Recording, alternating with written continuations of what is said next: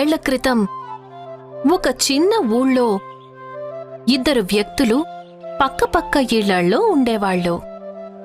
వాళ్లల్లో ఒకరు మను, మరొకరు ధను. ఇద్దరూ చిన్న చిన్న గుడిసెల్లో ఉండేవారు. బీచ్కి ఎదురుగా ఉండేవారు. ఆ ఇళ్లల్లో ఇద్దరూ తమ భార్యలతో కలిసి ఉండేవారు.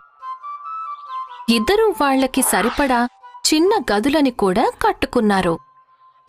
మన్ను పేదవాడు కావడంతో దిగులుగా ఉండేవాడు. తరచూ వాళ్లు ఆకలితో ఉండాల్సి వచ్చేది. అందువల్లే తను నిత్యం ఏవో ఒక పూజలు చేస్తూ ఉండేవాడు. ఒకరోజు ఒక చెట్టులోన దేవుడు తన పూజకి ప్రసన్నుడయ్యాడు. వెంటనే ప్రత్యక్షమయ్యాడు.